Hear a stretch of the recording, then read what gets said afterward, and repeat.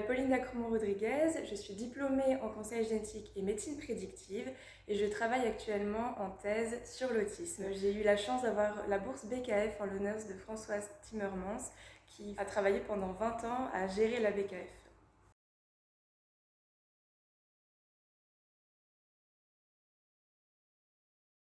Je travaille sur l'autisme et notre projet, c'est une approche multidimensionnelle et une caractérisation génomique de l'autisme. Alors il faut savoir que l'autisme, ça concerne une personne sur 100 avec un ratio de 4 garçons pour une fille.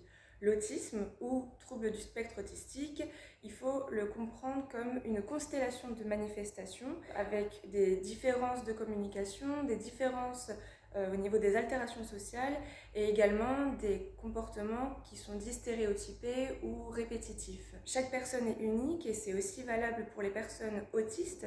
On peut avoir différentes capacités, différents défis et différents talents et c'est ce qui rentre en définition de l'hétérogénéité autistique. L'étiologie de l'autisme, elle est encore aujourd'hui assez inconnue. On sait qu'il y a des prédispositions génétiques simples à complexes et dans cette étude, c'est vraiment ce qu'on va essayer de rechercher, c'est un petit peu d'étudier la génétique de l'autisme. Alors en collaboration avec plusieurs centres, dont fait partie le centre de référence autisme de l'UDERF, mais aussi le centre de recherche ACT et le centre de génétique humaine, on est vraiment dans une discussion à plusieurs voies pour amener une stratégie clinique pour développer des outils génétiques mais également multidimensionnels pour aider les enfants autistes. Et notre objectif primaire, c'est évidemment d'augmenter l'autodiagnostic génétique des enfants pour après permettre de comprendre ces différences et de comprendre l'hétérogénéité pour apporter à chaque enfant un bénéfice individuel.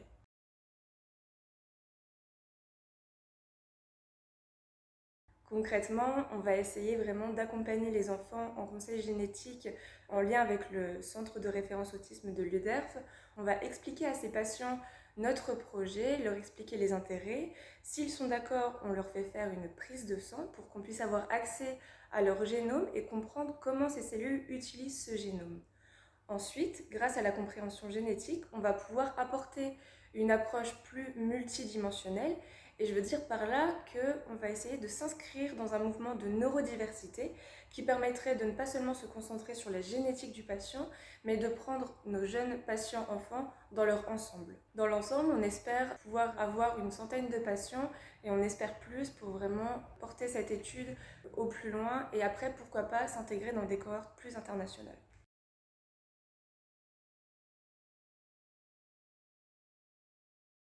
La neurodiversité, c'est l'idée de se dire que chaque cerveau est différent et certains plus que d'autres.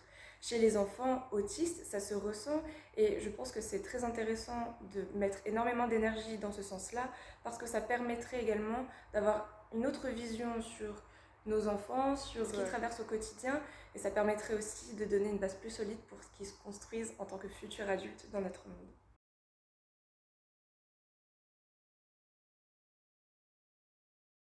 Le bénéfice de l'enfant, ça va être, et c'est comme ça qu'on l'amène en consultation, on va lui expliquer que ce qui se passe à l'intérieur de lui, dans ses cellules, c'est génétique, donc c'est purement scientifique, c'est des variations qui se trouvent à l'intérieur. En consultation, on explique à l'enfant que son bénéfice personnel, ça va être que nous, on puisse comprendre ce qui se passe au niveau génétique pour après donner une base à différentes spécialités. Par exemple, en pédopsychiatrie, ça va être comprendre pour après pouvoir expliquer et pouvoir avoir un suivi plus personnalisé parce que, je l'ai dit tout à l'heure, chaque enfant autiste est différent et chacun va avoir ses capacités, ses défis et ses talents. On va pouvoir ainsi expliquer aux personnes qui ils sont exactement et ça va pouvoir aussi les accompagner dans leur vie quotidienne, à l'école ou dans leur milieu médical pour vraiment que cet enfant il se reconnaisse tant au niveau génétique mais aussi en tant que personne.